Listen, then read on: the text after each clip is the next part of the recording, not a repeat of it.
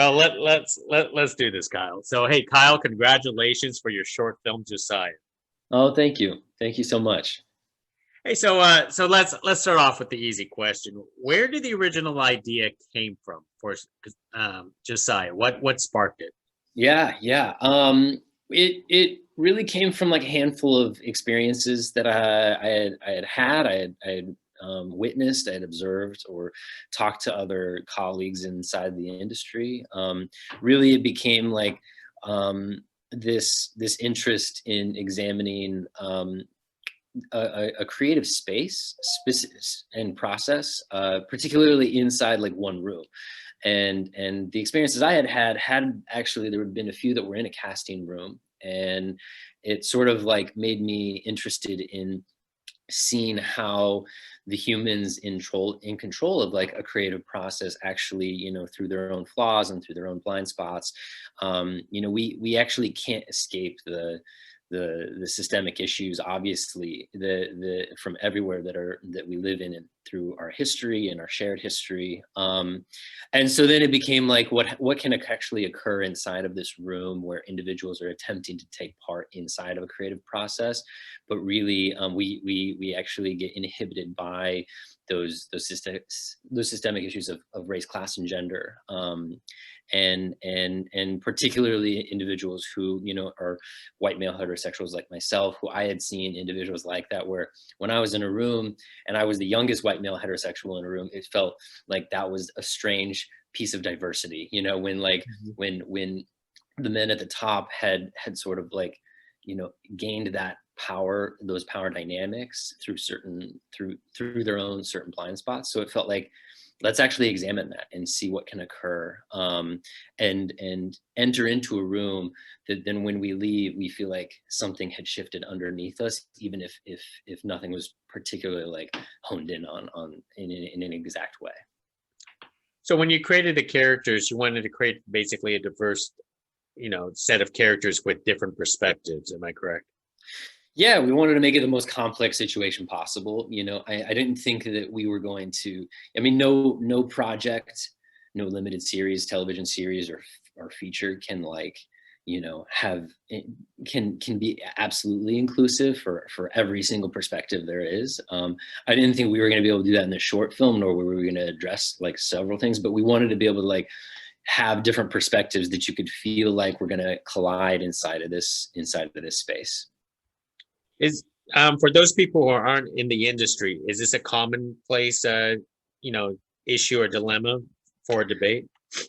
It's a good question. I mean, in my young career as a television producer, I've been inside several casting spaces that have been very healthy. The dialogues have been very like, I think conversations are taking on place on the outset, so that there isn't a certain amount of destruction, or just it can be destructive if you don't address it, or if you don't talk about certain things, especially if your narrative is handling things that and issues and themes that are very sensitive. And I think that was sort of part of why we felt like exploring the idea of a period piece, and casting of a period piece, because there are obvious sensitivities that if you sort of go in with a blunt instrument and aren't aware of your own blind spots, then more damage and more trauma can potentially be caused. I think I would say that it's prevalent for discussions and conversations not to occur, and I don't think that's a healthy process. I think that it's a balancing act, because at certain points you have to go in and shoot it. You have to go in and actually start a process. If you're just discussing about your own creative process for countless discussions, then you're never actually going to make the project, So there's a balancing act of that. It's also like, in terms of individuals from certain perspectives, in charge of projects, at the helm of projects that maybe don't are not rooted in their own perspective. I think that happens all the time, and those conversations have the pendulum has started to swing in the other direction, in the last handful of years. But the people who still make decisions at the top are typically not necessarily a diverse group, and there's always going to be a margin for error, and there's always going to be a lot of imperfections, because I think, there's no right or wrong in a subjective medium. You're going to have people who are writers or directors who are, making, period pieces that are getting, finances for period pieces, who may be white individuals, who may not be white individuals, and those conversations are very tough, very tough. So it felt like we didn't necessarily have anything mapped out. We didn't have answers for things, so it was really an opportunity for us to ask a lot of questions and really kind of like try having discussions that we didn't feel like were being necessarily had. So what was the obvious conclusion that you were hoping to get if audiences watch it? You're hoping that they would actually take on one of the four perspectives in the room? If there was a moment, if there was a moment where inside of the, 19 and a half minutes that, you experienced something from someone else's shoes inside of that space, then yeah, I felt that would be an incredible feat. Perhaps just it was momentary for each individual and each person. We've had a lot of conversations with people who are, white actors, sound engineers of color, female actors, other really across the board of individuals inside of our industry who take up not just the creative space of like being actors or talent, and the experiences that they've had in similar spaces or in similar experiences, not necessarily being heard, or being in places that where obvious unconscious bias, unconscious stereotyping is an everyday.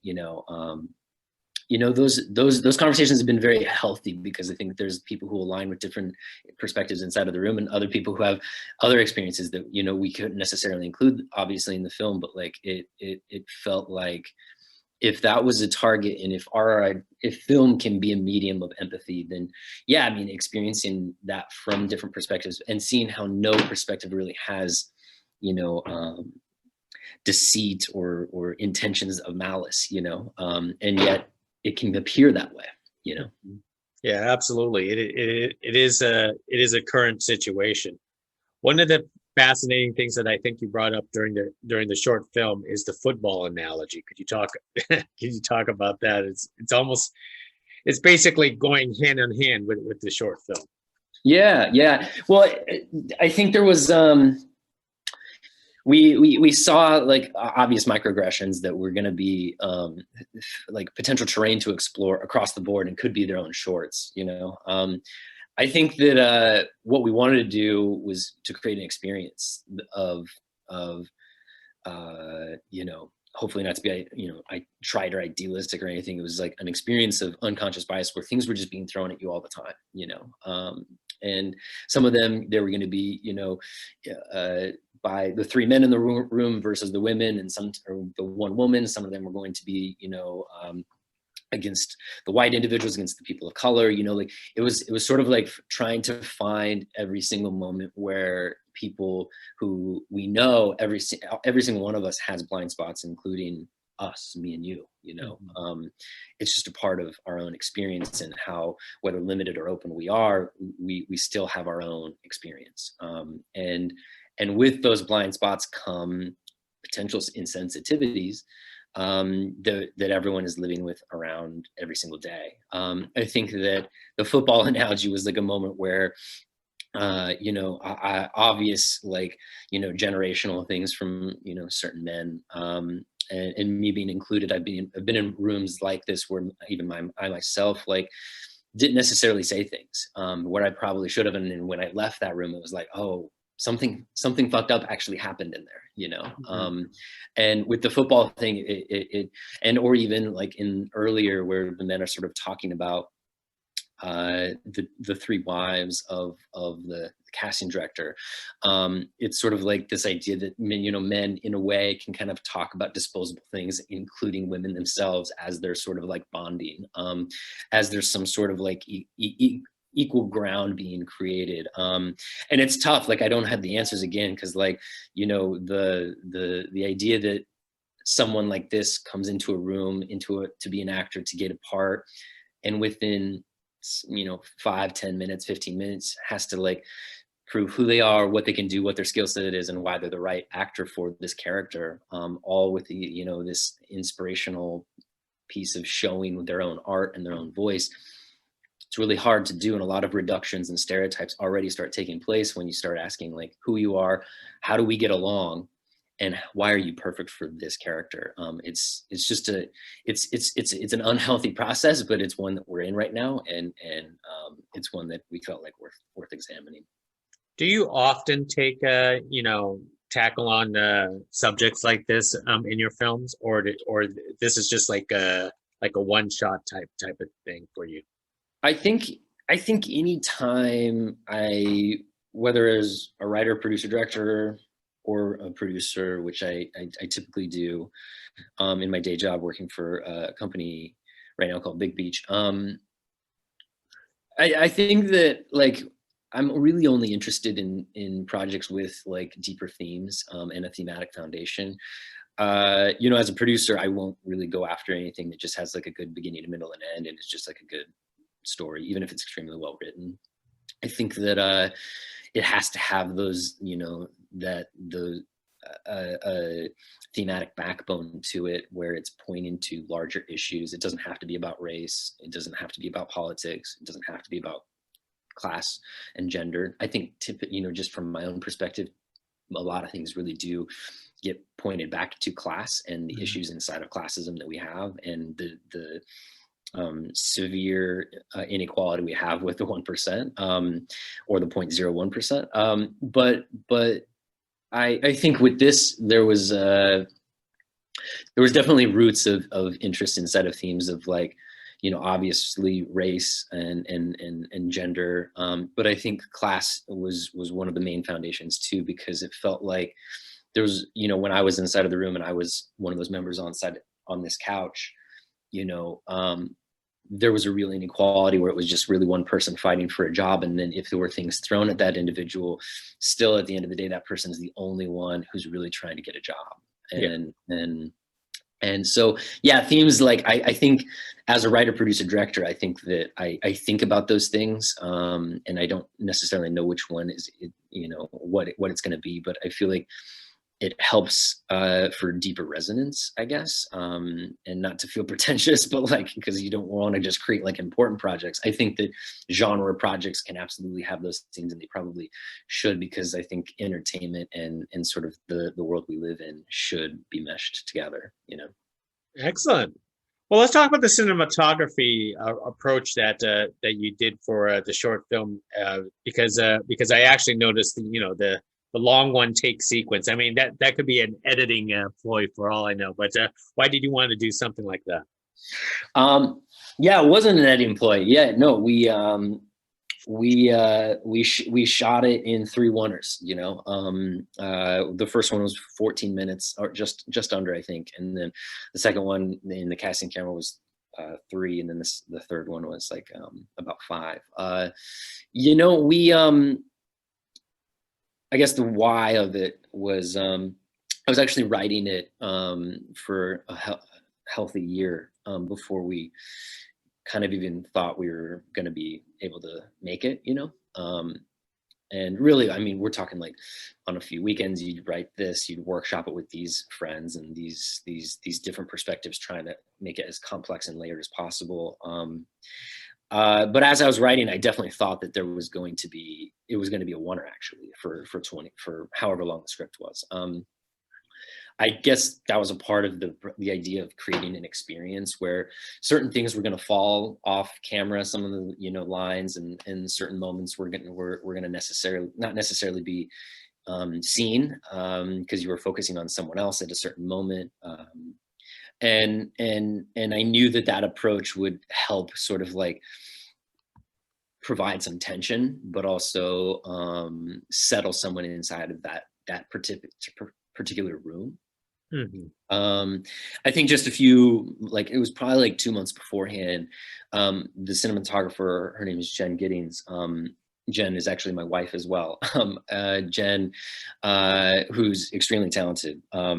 We sort of like ended up thinking like, actually there might be, it might be more interesting to have a moment where we actually enter into the casting camera, not for like a gimmick or like a ploy. And hopefully even the Warners themselves weren't, you know, a setup to be gimmicky.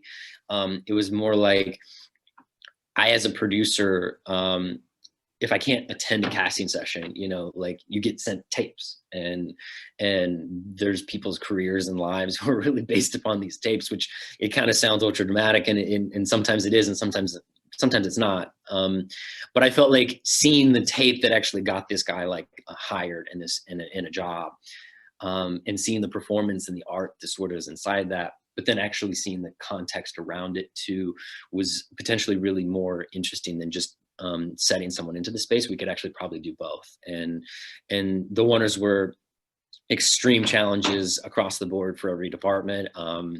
And we shot it in one day. And so I think there was a lot of like, can we do this, you know? Mhm. And I don't know if we really knew we could until probably like maybe the day before, where it was like, okay, I think there's something that we can do. Hopefully there's magic that we're just trying to, you know, chase. Because it was a large feat and the biggest technical and emotional challenge, because it was an extreme emotional challenge for the 4 actors in the room. It was like theater. It was like filming theater and watching those dynamics and the ebb and flow of energy and tension change from take to take to take, you know.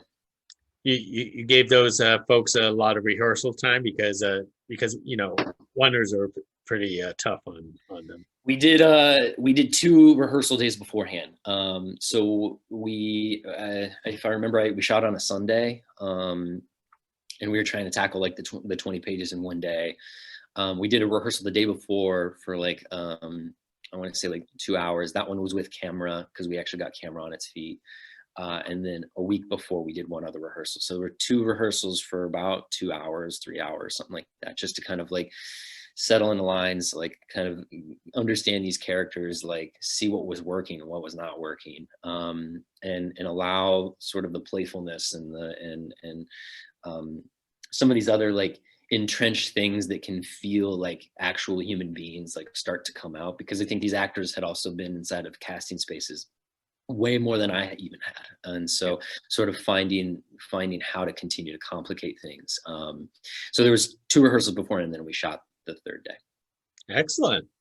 Well, speaking of casting, talk about your perfect cast for this film. Oh man, these guys were phenomenal. I mean, I don't think that we. I think that when we were sort of setting out to like even like say, okay, we're in pre-production for this short, like let's see what we can do. I don't know if I would have imagined that we would have actually been able to get some of these great individuals. Luke, sort of the first person that I wanted for the part. I knew him from an episode of Atlanta and from Crown Heights. I knew he had like insane range. I knew he could do things with his face that, you know, simply put, like not a lot of people can do. And he signed on, and we had a great conversation. Kevin Dunn, someone who's sort of like a big reach for us, and my casting directors, I have to give a massive shout out to them, Jen Presser and Caitlin Well, who actually started working together as casting directors themselves after this.